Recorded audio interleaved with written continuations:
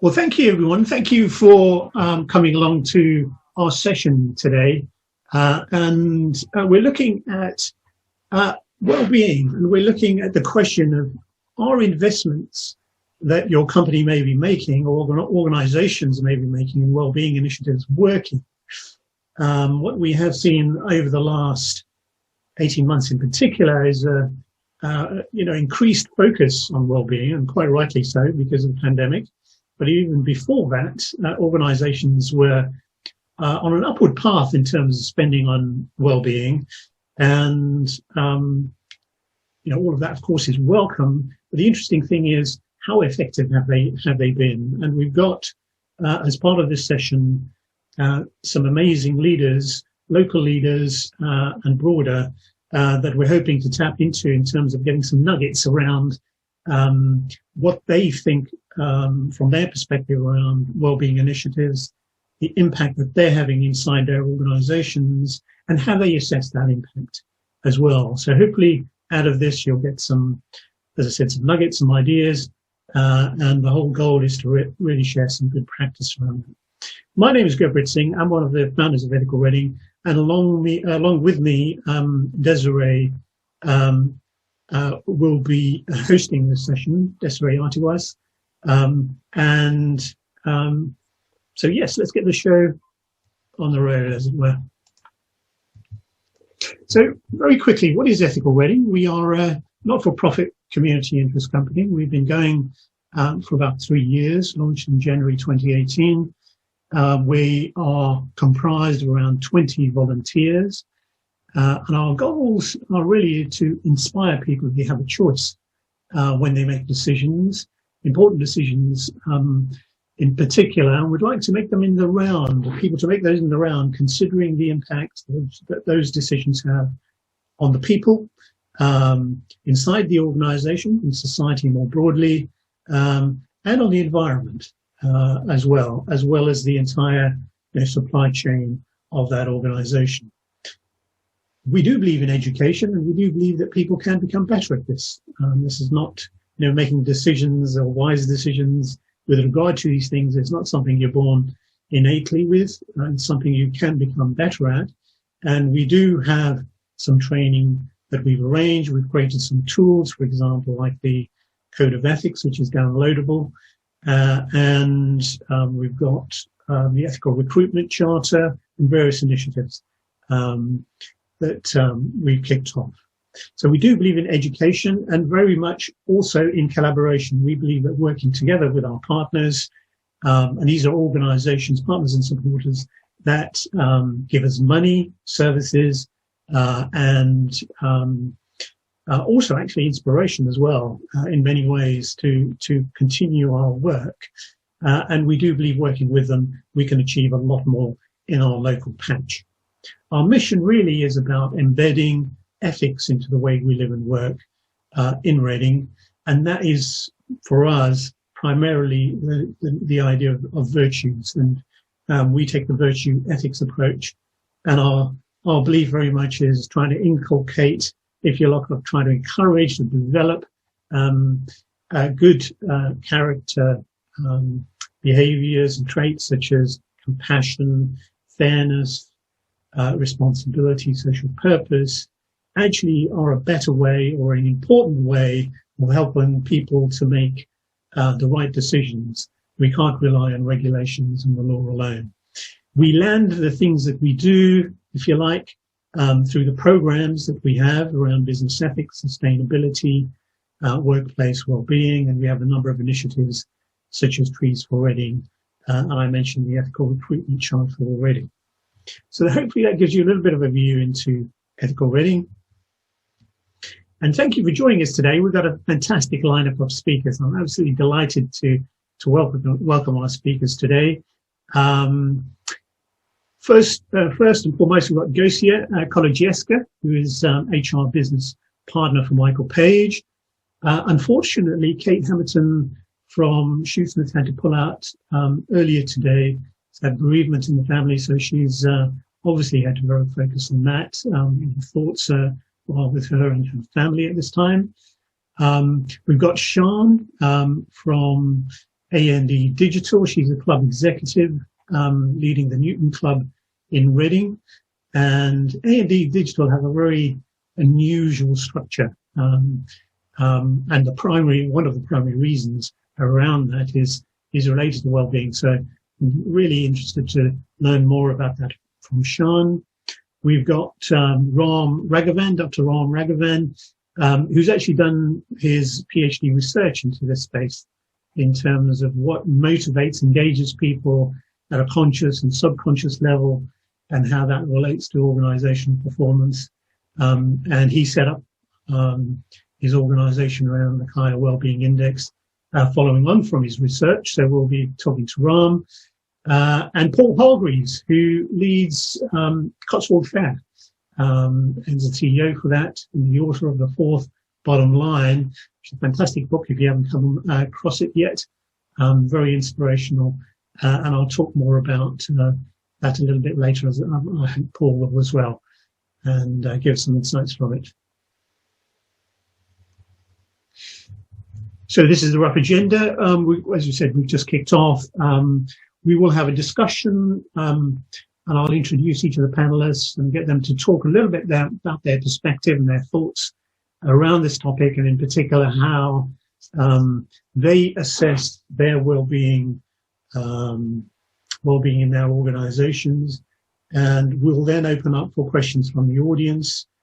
And we hope to wrap up certainly by 2:00, and depending on questions and so on, we'll extend the time from the audience as well. So as a kind of lead into the discussion, here's just some numbers which I thought might be interesting just to ponder a little bit. I was looking for numbers related to reward and, around employee benefits, and particularly when it comes to well-being. And this is from the REBA organization, Reward and Employee Benefits Association. And the numbers are a little bit out of date. There's some of the numbers I found updated ones. This is from 2017. So employers spend on average £51 to £75 per employee on well-being strategies. That's if they have one. And it's interesting that at that time, over half of organizations actually had no well-being strategy at all. This might surprise you. It surprised me when I look at some of these numbers.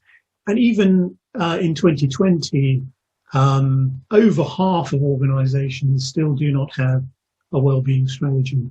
For those that do, a couple of the key drivers are an improved culture and to improve employee engagement.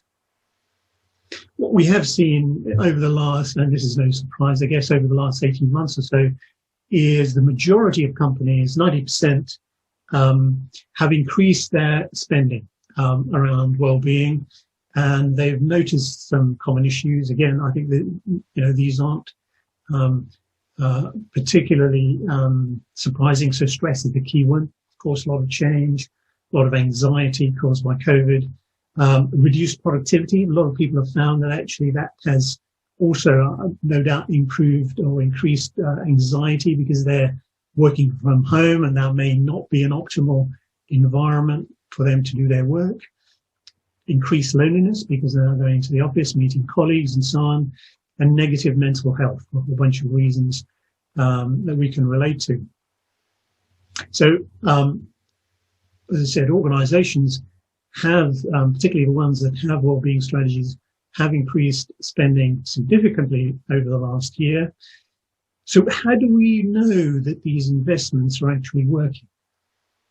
Our aim today, really, in this session, is to share good practice on how you can assess well-being investments, and hopefully we'll learn a thing or two from our leaders today. So I'm going to stop sharing the screen, and I'm going to introduce our first panelist, who's Sean from A&E Digital, Sean Bierstecher. And Sean is the digital executive responsible for creating strategies, leading innovative and successful digital initiatives, and building successful products across multiple industries. So passionate about diversity, inclusion, and ensuring that as she shapes and transforms business, they place people at centre stage. So, Sian, my question to you really is, you've got a unique structure at A&D Digital, and I know one of the things that you're passionate about is nurturing closer relationships to create a kind of psychologically safe environment which promotes well-being. Can you talk a little bit about that? How does it help to keep everyone engaged and aligned to your organizational values? And how do you keep a track of, how people are feeling and their welfare, and how your initiatives are working? Thanks so much, Gurpreet. And I can talk for ages, so do the cut-off mark. So firstly, everyone, my name is Shan, and I have an AND title, which is proudly South African. So every Andy, when they join AND Digital, get given the opportunity to create their own title, and that is because we believe everyone is more than just a job profile, a job name, a job title. And so mine is proudly South African, and that relates to the fact that I am South African, but also because I'm immensely proud of the work of Nelson Mandela. And it, in fact, imbibes everything I do every single day and influences the way I am as a leader, and has certainly helped me in terms of the way I have shaped and worked with my team at AND Digital to create a psychologically safe environment. Mm-hmm. So firstly, just to say, and the way that AND operates is we have what we call clubs. So clubs are essentially business units made up of 100 people. Why 100 people, you might ask? Well, because we did research, and if you go over 100 people, you start coming up with less of a sense of community and more of this sort of very corporate side of feel to a business. So by creating clubs, we have been able to grow exponentially. We have a large number of clubs across the UK, but at the same time, for all our Andes, they feel like they're part of a small community. We reinforce that in a number of ways. Every single Andy comes in as part of a squad. And the squad is made up of 11 individuals, and we have a squad lead, and they are nurtured by that squad lead, and everything they do, their development, how they grow, how we encourage them to learn, all those things are managed through that person. We also have a people lead whose focus is less on what you would traditionally call HR and more actually on nurturing people and creating the right kind of culture for them. So those squads usually land in the club all together. So we have 11 people landing on day one all together, and we take them through a 3-week boot camp. So that really enables them to gel as a team, but also enables us to provide them with the kind of environment that makes them feel secure. How do we do that? Through a whole bunch of different ways. So through boot camp, we talk about their HDMI profiles, how they like to work, how they should work with other people, and we do role modeling and all sorts of things. But outside of boot camp, there are many things that we do. And I think with lockdown, the difficulty we had is that everything revolved around our clubhouse, which was physically in Reading. And now suddenly we didn't have that anymore. We had everyone in disparate groups across various locations. So essentially what we did immediately is we figured out, well, what do we need to do to make people feel connected to the club? And I think a very important thing to start off with is the whole basis of the foundation of our culture at Newton is Ubuntu, which was made famous by Nelson Mandela and basically means I am who I am because of who you are. So my success is a shared success. I cannot succeed without you. If you want to look up more information, Obama, weirdly enough, gave a brilliant speech at Mandela's funeral and actually described it really beautifully. And because we make that the theme of how we work, everything we do is about how we share and engage with people. So when lockdown hit, we said, well, what can we do? So one of the things we did was we introduced a daily random email, which basically comes to you and says, Shan, your daily person that you need to link in with today is Gurpreet, And then I Slack him, or in whatever way I want to do, I contact him and check in on him. He would have also got an email, and it'll be a random other person. And every day that rotates. So we knew that every day people were being connected to each other through that random email. But we were uniquely, because of our unique setup, we could really connect with people. Our squad leads meet with their people on a regular basis. We have people champions. So each squad has a people champion, so that those people would also be connecting with people on a regular basis.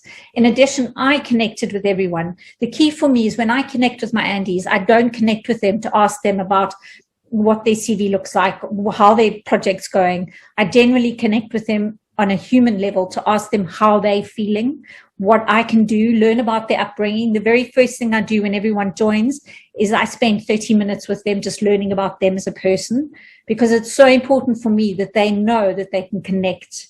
How am I doing for time? Okay, I think I've still got a few minutes. Yeah, you've got a couple of minutes. So I'm really keen to understand how all of this infrastructure and this kind of very unique environment, how do you assess the output of that, if you like? So I guess a number of ways. We do have a channel on Slack which says ask us anything, where our Andes often ask us questions. We do also have regular check-ins with them once a week, where we often ask people to give us feedback, and luckily, because we've created that environment, people do. We use the Illume survey, which I think some people will be familiar with, which the whole of Ant Digital uses, which is essentially an anonymous survey which asks you about several facets, from diversity and inclusion to progress, to how you feel about your leadership, to what you think about the environment, but done in a very detailed way. I'm not mad about anything that is anonymous, because I feel that people should feel comfortable enough to speak up, and if they don't, then there's a big problem in your organization. So we absolutely encourage them to do that. We also have something called the happiness meter, which is on a daily basis, you get a pop-up on Slack that says, are you happy, or are you unhappy, or are you feeling neutral? Now, I'm going to be completely honest with you. By far and wide over this period of time, we've had a lot of neutrals. But that gives us a good sense, and I call it that meh factor, because everyone's feeling a bit meh. So we know what we come up with ideas. We sent a welfare package. Alina, who's our people lead, and myself got in our car and we drove around and dropped off something for everyone, whilst we were obviously separated from them because we had to, because of COVID. So there are a number of things that we've done to, that's my timer telling me my 7 minutes are up. So there's a number of different things we do. So we measure it both qualitatively through the Illume survey and quantitatively. Also, just as a final shout out, we were named the #1 company to work for in the Southeast by the Sunday Times Best Companies to Work For. Fantastic. So congratulations. That's Newton's the only club in the Southeast. So we as a club take that on board, and came #6 in the best technical companies to work for. So, yeah. So that's another way of knowing we're doing our job well. Excellent. Nothing like getting external corroboration. It's all fabulous. And that's very relevant for you as well, Paul, as being a member of B Corp. So let me hand over now to Paul. So Paul is CEO of Cotswold Fair. It's a rapidly growing specialty food and drink wholesale business, supplies over 1,700 retail sites in the UK. It's one of the founding members, actually, of B Corp in the UK in 2015, and recently been recertified for the third time with an impressive score of 107.8. And Paul very much believes in that in order to bring about the radical and systemic change that we need today to reverse climate change and growing inequality, the world needs a new compassionate, loving, and servant-hearted leadership. And he's actually written a number of books, actually, the latest one being The Fourth Bottom Line, which if you haven't had a look at, it's a fantastic book, actually, and talks about different behaviors. It's the kind of book you can sort of dip in and dip out of. and get a little bit of inspiration every day. So Paul, the question to you is, as a leader in shaping a culture that promotes well-being and keep people engaged, can you talk a little bit about your beliefs when it comes to this notion of love, compassion, and servant-hearted leadership, and how do you put that into practice? And how does that link for you to the well-being of everyone at Cotswold Fair? And how do you go about sort of assessing things and the mood, the temperature, if you like, from year to year? Yeah, so thanks for the intro. You almost don't need to say anything after that. But I mean, just to answer the last comment first, how do we go about assessing, which I'm sure many of you do. We do an anonymous survey each year with our team. And one very basic question that's there every year, which it is expanded on in other areas. So most of the questions aren't yes, no answers. But because we did this in the first one, we're interested to monitor it moving forward. And this will be interesting this year because we've just taken on another 40 people to run the place where I'm sitting now, which is near Bath, a food hall and restaurant. So whether we'll get quite such a good score this year, I'm not sure. But we say, do you enjoy coming to work? Very simple, yes or no answer. And the lowest score we've ever had on that is 94%. Wow. One year we did actually get 100%, and I did ask the technical people to check that the no button was working that year. But so we have a happy place to work. How have we achieved that? Well, there's a Japanese philosophy actually called Ikigai, which I wrote about in Forces for Good, the first book, and many of you will be familiar with this. It comes from the island of Okinawa in Japan, which coincidentally or not, people actually live longer there than anywhere else in the world. There's more centenarians, I think that's the right word there, than anywhere else. So why are they so long lasting and so happy? Well, they believe that happiness and fulfillment comes from doing four things at the same time. One is enjoying what you're doing. Secondly is being good at it. Third, that you're getting a decent salary for doing it. And fourth, you're doing something the world needs. Now, many businesses probably do to some degree or other the first three. The one that is missed out often is the fourth one, doing something the world needs. And I believe as a business, if you're not making the world better in some way, you won't have that absolute engagement and fulfillment at the kind of business level as well as the individual level. And this really came home to me after we've been running the company for 10 years. We got to a position where, we've finally started making some profit, and what good can we do? So I went to an orphanage in Kenya with my daughter, and we were looking to do some out there. We've done loads of stuff over the years, raised lots and lots of money over there, and I take teams most years, not the last two, obviously. But what I noticed when I came back the first time, I couldn't talk about it for 2 weeks. I was crying too much. But when I managed to finally talk about it, a number of people in the company really got on board and thought, well, what can we do to help? And one lady called Holly worked part-time for us. She said, in my other half of my life, not working for Cotswold Fair, I'm going to organise a charity ball for this orphanage in Kenya. And she did, and a number of other people inevitably got highly involved in it, and we ran a great event and raised a load of money. But the point is that I noticed at that point, and at that point it wasn't everyone in the company by any means, but having a purpose outside of our immediate business purpose gave a new meaning and new reason for coming to work, if you like, than people had before. It's never been a great motivation to come to work to make either shareholders or owners of a company more wealthy than they are already. I wonder how happy the people are at work for Bet365 when they know that the lady that owns the company is earning £360 million a year.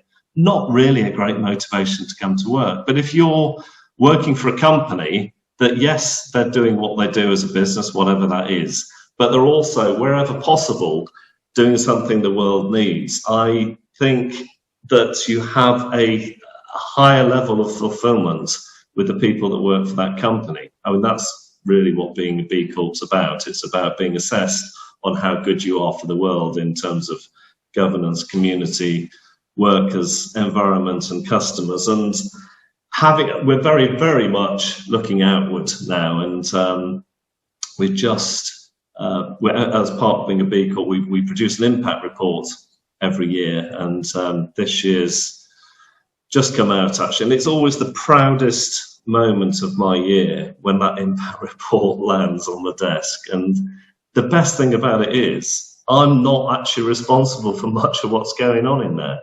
It's all stuff that other people working for us have achieved and how they've been looking out to make the world a better place through their, through their individual teams at work. So I'll finish in a minute, but just the second question was, what are the best indicators of a happy, healthy workplace? And just a few pointers that kind of I judge. And I'm not saying, and I'm sure other people, like we've had already, talk about, the stuff that you should do to create wellness in the company. Absolutely, there are certain things that we will always do. But in terms of monitoring the temperature, one interesting thing, this is someone who worked for us about a year, started last June in the middle of the pandemic. And he said to me the other day, he said, I've just realised, Paul, that I haven't actually been to a meeting at Cotswold Fair where there isn't laughter in a year. Every single meeting he's been to in the year, there was laughter going on. I think that's a good one. A place where people can take risks, people try stuff out, they're not afraid to fail.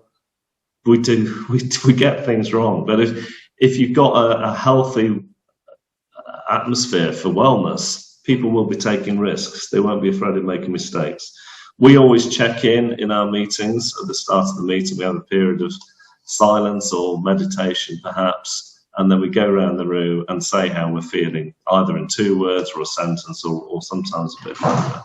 I think those kind of, it's a cliche now, but it's about bringing the whole person to work. I think we've got an atmosphere at Cotswold Fair where people aren't putting on a workload and then taking it off to go home. It is the real them. And if they're upset one day, we know about it. If they're happy one day, we also know about it. And I think key to wellness is making sure people are actually their real selves at work. And I certainly am. And I think I've led by example to make sure that other people who work for us come that way to work. I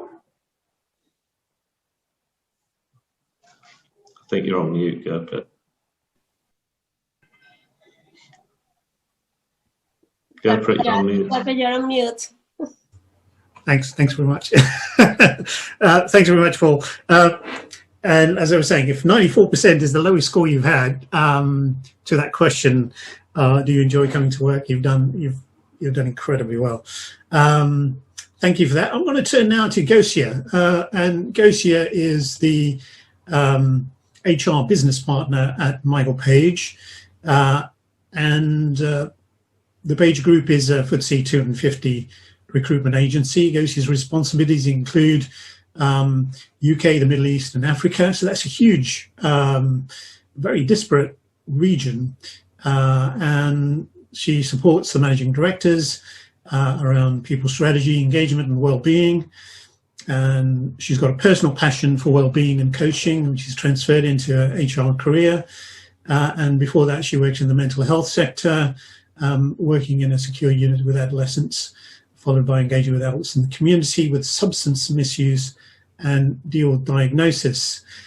So Gosia, from your perspective, I know you cover an incredible diverse region including Middle East and Africa, as well as the UK. And what are the challenges when you're implementing a well-being policy and strategy across so many different and very diverse countries and cultures? And how do you ensure that the needs of different cultures are met? And again, from your perspective, how do you find the right indicators for these different environments? Oh, thank you. Thank you very much for the introduction. And yes, excuse me, because I can really talk. I'm quite passionate about this topic. And so I will have to time myself. But if I go over, please feel free to stop me in my tracks. Michael Page, the Page Group, we operate, as you said, as you introduced, in 37 different countries. Therefore, introducing a global project implementation, well, I find it extremely interesting and very dynamic because you have to be so flexible. So in terms of implementing any types of projects, especially such as well-being strategy, it is about, you have to it is about not seeing it as a challenge, but rather to see it as an opportunity to get to know our colleagues, to get a wider understanding of the circumstances in terms of the economics, the politics situation in the different countries that we are operating in. The way that we approach global project is we decide, on the approach, the culture, the philosophy, the general framework, the mindset and the objectives that we would like to achieve. But then there's absolutely local adaptation. We are very big on working together, collaboration. Our colleagues that work in those countries, they live and breathe it. They know what's going to work. They know what they need as well. So there's a big part of collaboration with the region and our colleagues and the regional MDs. In terms of the wellbeing strategy, it is currently on our global executive board agenda. So it is definitely a priority. And the way that we see it, the way that we approach it from a philosophical point of view, it is about non-judgment, about openness, about support, normalizing physical and mental health challenges. It's sometimes an element of life that's just going to happen to us throughout at some point in our life. And being able to provide that safe space for employees to share the challenges, and also just ensure that, that it will be also kept private, and absolutely open communication, but communication that goes both ways. So it's not about the company as, telling our colleagues about this is the strategy. It's a dialogue. But when we're implementing in terms of in different countries, different regions, we actually go to our employees and say, what do you guys think, guys and ladies, what is it that you need? What are the current needs? So we do quite a lot of focus groups. We also do have surveys, which I'll talk about in a moment. But we have to also understand, we have to be curious, and we are curious in terms of, the culture of the country that we wanting to implement a strategy in, the context, the economic and the political situation. So, for example, in some countries, our offices are a place where our employees really enjoy being, for instance, because their home, for instance, they don't have a stable Wi-Fi, or they have electricity blackouts all the time. Well, we have generators in the office, so that is not an issue. So when we're looking at well-being and flexibility and dynamic working, so for example, working from home and working from the office, absolutely having that flexibility, that may not be as appealing, for example, to those colleagues, whereas maybe an enhanced annual leave might be. We also need to look at the demographics of our colleagues in the different countries.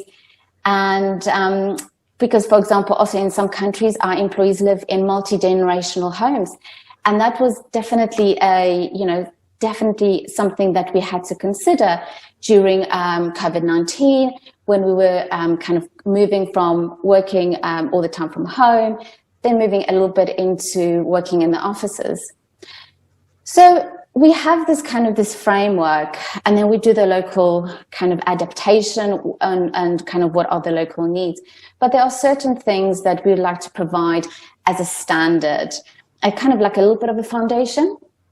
So for instance, ensuring that we have employee assistance program in place, mental health half days, a lot of flexibility, whether that is, to go to a GP appointment or pick up children from daycare, or whether to go to gym. We have been, obviously, for the past year and a half, there's been a big focus on mental health, especially working from home. It's about, we did a lot of communication, encouraging employees to take breaks throughout the day. And that was, from our leadership team, posting on our internal intranet, Yammer, such as photos of them walking the dog during lunchtime, just to really encourage our colleagues to take a break from the laptops. We're kind of moving more into now also dynamic working.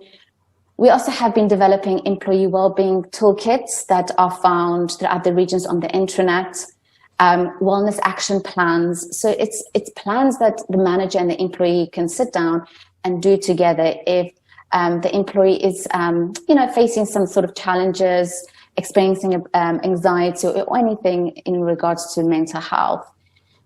Having said that, we also, with wellness and well-being, we do have a lot on offer.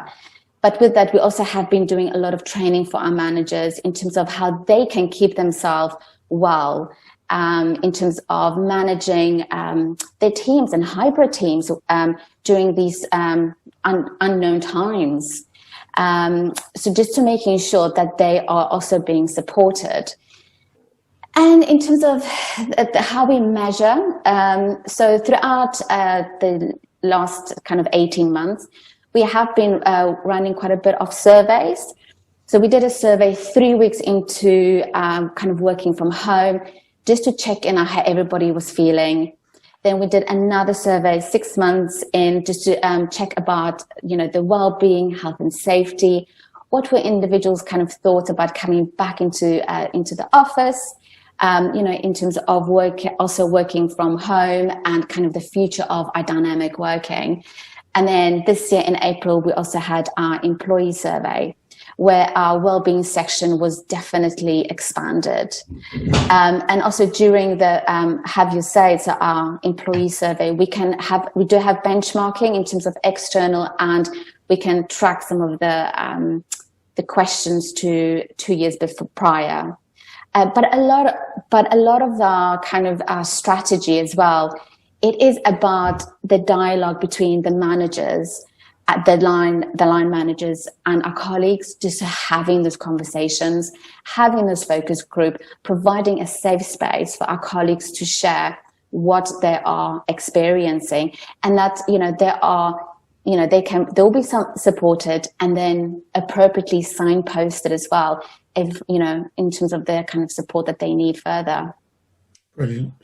Well, thank you very much, Gosia. That a couple of things I picked up which particularly resonated, I think, which was one around the local adaptation of the framework, which is very necessary. I think the example you gave was very relatable in terms of, it may well not be appropriate to work from home in certain places. And actually people look forward to working in the office where there's power. Yes, absolutely. That's such a basic necessity. And then the other interesting thing was not to overlook the well-being of managers, because they've been under specifically, particularly hard hit over the last year. So that's a very important constituency. So thank you for that. Thank you. Now I want to turn over to Rahm. And Rahm, Dr. Rahm Ragavan is the founder of the Kaya Wellbeing Index. Rahm studied for his PhD at the Manchester Business School, where he studied how people value each other at conscious and subconscious level, and developed an index out of that, following that research. he developed that in conjunction with other business leaders, neurologists and psychologists. Now that index is used by over 1.5 million people. There are over 1.5 million contributors to the data set, and Kaya is used to measure the well-being of individuals in 55 countries, over 4 continents, and in 33 different languages. Wow. So, Rahm, if you could tell us a little bit more about your research, how it led to Kaya, and how it works. 7 minutes. Brilliant. Yes, that's right. So, okay. Yeah. No pressure, Aaron. And thanks for having me on this panel. I really enjoyed the conversation. Now, going back, one of the things that I've actually worked in the industry for quite a bit, and my frustrating element of it was how do you reward people who don't bring in tangible contribution to the business? So that's where I started thinking about how can you evaluate people's contribution, whether it's intangible or tangible. And I came, to cut a long story short, I came to the UK, did my MBA, went and pitched for a consulting project, which eventually became my PhD. And the project was sponsored by Centrica, so I had access to all the senior leaders of Centrica. Because I had a big brand there, John Lewis Partnership and Tata Motors and quite a few other companies were happy to participate. The question was about measuring and publishing the value of people. And when I distilled it further, I wanted to understand how do you value people consciously and subconsciously, which is what you said, Gurupreet. When you look at someone, you either like them or you don't like them. That's a fact. And then you're trying to find data to justify why we like them or why we don't like them. So I was trying to understand how that happens, at various levels within our own system. So I went to the traditional route of, asking questions, surveys, quantitative, qualitative, and then realized that that's just scratching the tip of the iceberg. So then looked at multi-dimensional, a scientific approach to understanding this. So I used cognitive mapping, and then I went back and looked at psychometrics and what have you. To cut a long story short, what I realized was at a very deep level, we actually start evaluating people based on our own table of values. And that values basically are defined at various levels. I don't want to go into the details, but that basically is what we use as our moral compass to then see whether I'm happy with this person, working with this person, talking to this person, or avoiding this person. And at a very, very deep level, which I call as not the subconscious, it's the preconscious, there are 3 elements that influence it. One is fear, which is basically the fight or flight. Then to overcome fear, you have to have trust. And then compassion and empathy, which Paul was talking about, kicks in. If you're dealing with people, compassion kicks in. If it's a process, it's okay if you trust the process to deliver. So I then went back. I finished my PhD in 2.5 years, and then I went back because I knew that it'll just be a framework sitting in one corner of an academy in my supervisor's cupboard and not be of any use to anyone. So I then worked with a lot of companies to refine it, to come up with various products, as I would call it. So Kaya is one particular product which measures well-being. And what it does is it starts looking at what happens at a deeper level. Because when we talk of performance, we talk about people looking at the top line and the bottom line and what have you. Immediately, people correlate it to how engaged people are. But then engagement is a manifestation of how you're feeling internally, which is basically influenced by where your head is at a deeper level. If your head is not in the right space, you're not going to feel great. If you're not going to feel great, you're not going to be engaged. You're not going to be engaged, then it has an impact on your performance. So when people talk about performance, there's a line that you need to draw through the whole series, which you need to understand where the problem actually lies. Because there are some people, pre-COVID, talking about well-being was basically, it's still, I would still say there is a lot of stigma associated when it comes to having one-on-one conversations about well-being, even with the managers. But at least people are more open to understanding and talking about well-being at the team level. Now, that's one thing that's happening. And COVID has actually accelerated the conversation around well-being and the investments that are made. So the frustration is people are actually thrust on initiatives which which really don't mean anything to them. But it's nice to hear Gosia saying that, okay, we go and customize or we ask people, because not many people understand and ask, what really do you want? Because I hate going to the gym. So if I give me a gym membership, that's waste of money, and you have not addressed my well-being challenge. So it actually puts me off more. So that's the other thing. So there's a lot of money going in. In fact, I read somewhere that the well-being market for was supposed to hit 50 billion in 2025 or something. You've crossed 56 in 2021. The last 2 years, it's just been like skyrocketing. So you've got anyone and everyone who wakes up to this, become a well-being consultant or a well-being. They don't call themselves consultant. A lot of people call them wellness guru, which basically is not the right term. But anyways, that's another discussion. They actually try to influence what's happening in the corporate space. So there's a lot of initiatives that are happening, which really don't have any impact. And it's not addressing an individual or a team's challenge. Then people don't connect it with performance. So if I'm investing in this, what's happening there and how that impacts performance, there's no clear line of sight there. And then how do you know that, whatever you've done has enhanced that individual's well-being? Again, people have no answer to it. And when I spoke to quite a few people are saying, yeah, we measure, we do this, but it's all subjective measure. And that's where I said, okay, let me try and see if I can actually use the data that I have. And then, because we've been doing it in with other organizations, we were calling it when we started, we wanted to call it the Wellbeing Index. This is 10 years back. We were told, don't call it Wellbeing Index because it might be seen as soft and fluffy. So we were asked to call it an experience measure. So we called it as the experience measure, but then we worked with some brilliant organizations, some forward-thinking organizations, where they've actually used the information to enhance how their employees feel about themselves, the work, and then improve the whole thing further. So what I did was, okay, there are so many things that are there, a lot of science, a lot of thing. How do you bring this to common parlance? That's the first question.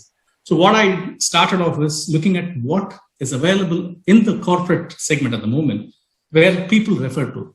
A lot of people talk about Professor Martin Seligman's model of PERMA, which is positive emotions, engagement, relationship quality, meaning and accomplishment. That goes to what Paul was saying, purpose, that is there. Then engagement basically is triggered by your trust and empathy. Again, goes back to what Paul was saying. So if you have all these levers in the right place, what Professor Seligman said was your well-being is actually you're in a good place with respect to well-being. But then how do you ensure that you've got the right kind of metrics to go behind that? That's where that's my timer, sorry. So that's where I started building the whole metric. So what we do is we actually administer it as a simple survey, but then although it uses only 15 questions, it goes through 80 different algorithms to come up with a number that's relevant. It then helps you understand where people are feeling, how they are feeling, how is it impacting their well-being? Like, for example, like they say, I can't focus, I can't sleep or whatever. How is that impacting performance? So then the system allows people to create support plans so they can actually start doing something about it. So that's how Kaya Wellbeing Index came into place. That's what it is. So I hope that I answered the question. You did. Thank you very much. Thank you very much, Rahm. At this point, we do have around 10 minutes or so for audience questions. So I'd love to get some questions from the audience. If you want to just unmute and ask it directly of any of the panel members, that'd be fabulous. Or if you want to type the question into the chat window, that's fine too. Could I ask a question? Sure. Just to Shan, if that's all right. Yeah. I was just really interested in hearing about kind of you sort of speaking about your clubhouse in terms of the boot camp. In terms of when COVID hit, when COVID happened, you were talking about how it all went online. How did the organization keep its culture and the kind of the engagement within the teams? So just as a first example, all boot camps went 100% online. And we're more geared towards the fact that people were online, so understanding Zoom fatigue and all the things that come with that. And weirdly enough, we actually do better. So we being a company that is technical. We always do retrospectives and we always do surveys. And weirdly enough, we're actually doing better. We're getting higher scores for our online boot camps than we were for our face-to-face boot camps. Oh, that's amazing. Yes, and then we just did a whole bunch. So Ant Digital as a whole did a whole bunch of activities to get people engaged.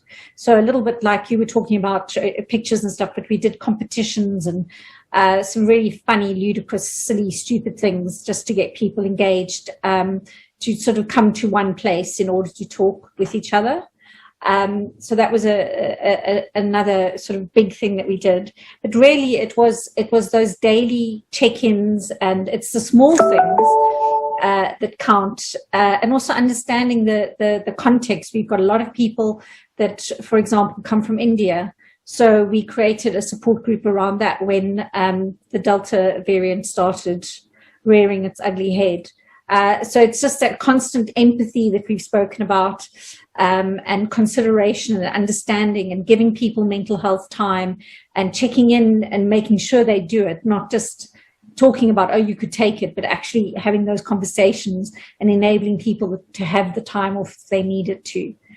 So there's so many little, I think it's the little things that count. And as Paul spoke about the laughter in the room, yeah, I think those small things. So when we get in together and we have a check-in, we talk to everyone, but then we break them into random groups so that it's as though they're in the office and they're having a conversation. And we do that for part of the check-in. And we do that every week so that people get the opportunity to check in with each other. And then we have had people for mental health reasons that have needed to be in the office. So we reconfigured the office entirely to make it safe, 2 meters apart. We brought all sorts of protocols into play so that we had that as an option as well. Cool. Any questions? Any other questions at all from the audience? Can I ask a question? Sure. So I understand all that. And well done, everybody. I think that all the presentations have been really good. What I'm interested in what now? So we're going to be working it up in a hybrid model, aren't we? Looking forward to 22, 23.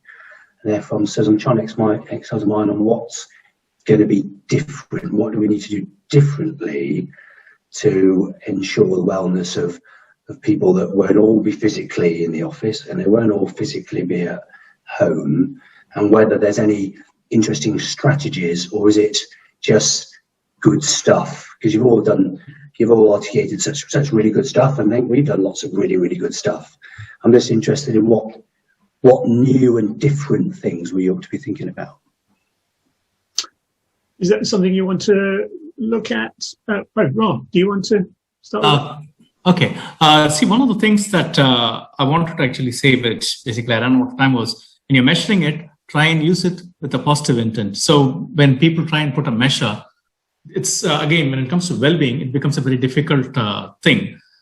And when you have individuals who are not comfortable talking about their well-being challenges to the manager, there are still ways in which a manager can support them. Like one of the things that we have got one of our clients to do is they have actually got wellness cards, which they give to their employees, who then go and use that to tackle their specific well-being challenge. And without the managers asking, why are you using this, or why do you need this? The individual has said, yeah, I'm facing some challenge, I can't focus, I'm stressed, I need some help there. That's it. So then the wellness card was given to that individual, which then helped that individual go through some activity, which we are not aware of what it is, but that's transformed them. So you could do things by one-to-one interaction, but there are things that you could do anonymously also. So probably I would suggest something like what Gregorcia was talking, focus groups, to come out with some radical thoughts on what could be done differently. And this is one of the things that I've seen work very effectively. Do you have any thoughts, Gregorcia, from your perspective, that perhaps the different that come out from the different cultures, the different environments, which are translatable? Sorry, so can you just repeat the question? Are we talking about what Jim mentioned in terms of what now, in terms of dynamic working? So Jim's question was, what do we need to do? Think about what will you do differently in 2022 that you're doing in 2021? or 2022, 23 that you're doing in 2021. That's I think what it is about, we are currently having really conversations in terms of what does the dynamic working look like, in terms of it's such a big shift, potentially working predominantly in an office space where there is, you know, the culture, the teamwork, the, sorry, somebody's trying. Hello? Sorry. Hello? Sorry, somebody tried to call me. So sorry about that. So it's actually now moving to a space where there is more dynamic working. It's about looking, you know, what does teamwork look like in terms of, you know, in terms of working in dynamic ways, what that looks like, what that support, what does that look like? Support and mental well-being as well. Because when we were previously in the office, sometimes it was, you know, when you're having not such a great day and you walk in, your team does see it. And it could be quite obvious that you're just not having a great day. How do we do those check-ins? I think as Shan was saying previously, how do we keep in touch and ensure that well-being continues? You know, and in terms of performance as well, it's something, for example, in terms of like when some individuals perform, they feel good. How do we also ensure that they have the right tools and I guess skills in terms of training and support that we can ensure that they are supported? Sean, you got some thoughts? Yeah, I was just saying, and we've created something we call blended working, where the task that you are doing determines the location you are at. Rather than you just coming to the office 3 days or 2 days or 5 days. So, for example, if we're doing a sprint planning, which takes a lot of probably best face-to-face, we then contract within our teams as to, are you comfortable? Let's all do this face-to-face. We've also recognized that we've created like a mini charter around where we think activities should take place, but we're very much putting that into practice and seeing how it works. Technology is a big thing. You kind of want to create spaces where people can be at home and at work and can communicate more effectively. And that is really, really hard. And they, you know, so you need that techie sort of space. So we actually going to completely reconfigure our office so that we actually can accommodate better group get-togethers that are very focused. And then enable people that need to be working individually to do that. And then also things like enabling squads to come in so they're all working together and they're all bonding. So there are various things that we're doing. We've got this concept of change of scenery. So we've got 4 locations, our clients, in the office, change of scenery, and at home. So change of scenery is I live somewhere, I don't want to be at home, I don't want to be in the office. Are there a group of people who can get together, and is there a budget where we can go and sit for a day? I'll shut up now because we don't have very much time. Yeah, no, that's brilliant. I love that. Thank you very much, Sean. I want to give a huge thanks to all of our panelists. So if you join me in recognizing them, although many of you are mute. Thank you very much to Paul, Sean, Rahm, Agosia, and also actually a huge thanks to Desiree as well. For putting everything together. Thank you so much, and thank you for joining us. Most of all, I want to thank you, and look forward to the next one. We will have this recorded and be able to rewatch it if you would like to. Also, do feel free to come to our website, join us. As I said, we're looking to establish ourselves, and please do come along to our events in the future. Thank you very much. Take care.